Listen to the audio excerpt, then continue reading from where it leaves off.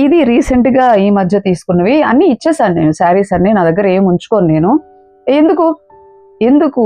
అదొక చాలా మంది దగ్గర నేను చూస్తూ ఉంటాను. ఈ 10 సంవత్సరాల క్రితం, ఈ 20 సంవత్సరాల క్రితం చీరలు కూడా బీరువాలో పెట్టుకొని ఉంటారు. దేనికి?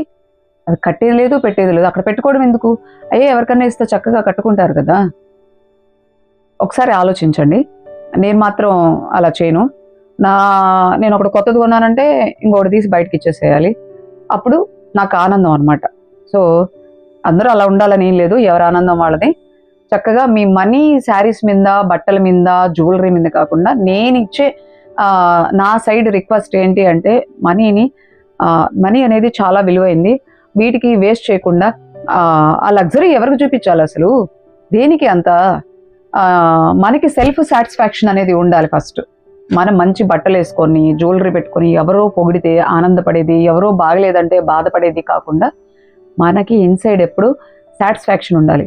అప్పుడు మనం పక్కన వాళ్ళ యొక్క విమర్శల మీద గానీ, పొగడ్తల మీద గానీ డిపెండ్ అవ్వం.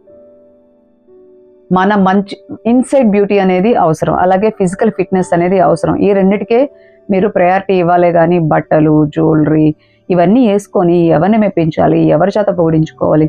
లేదు మా కోసమే మేము రెడీ అవుతున్నాం, ఇవన్నీ మా కోసమే అంటే మీకోసం అన్నప్పుడు మీరు రెడీ అయినప్పుడు ఇంట్లో కూర్చొని చూడండి. ఇల్లు కదలకూడదు. దట్ ఈస్ సెల్ఫ్ సాటిస్ఫాక్షన్ అనమాట. మన కోసం చేసే పని మనకెప్పుడు సెల్ఫ్ సాటిస్ఫాక్షన్ ఇస్తూ ఉంటుంది. ఏ పని చేసినా మన కోసమే చేయాలి. కాబట్టి బట్టల మీద ఎక్కువ ఖర్చు పెట్టకుండా చక్కగా ఆరోగ్యం మీద, మీ మెంటల్ హెల్త్ మీద, మెడిటేషన్, ప్రాణాయామ, ఫిట్‌నెస్ మీద, మంచి డైట్ మీద, వీటి మీద మీ మనీని ఇన్వెస్ట్ చేయండి. చిన్న జబ్బొచ్చిందా హాస్పిటల్ చుట్టూ తిరగాల్సిందే. లక్షలు పోసుకోవాల్సిందే. ఆ లక్షలు పోయినా మనశ్శాంతి ఉంటుందా? ఉండదు. కాబట్టి మంచి ఆహారం తీసుకోండి. చక్కగా నిద్రపోండి. మంచి లైఫ్ స్టైల్‌ని, హెల్తీ లైఫ్ స్టైల్‌ని మెయింటైన్ చేయాలని నేను నా సైడ్ నుంచి మనస్ఫూర్తిగా కోరుకుంటున్నాను.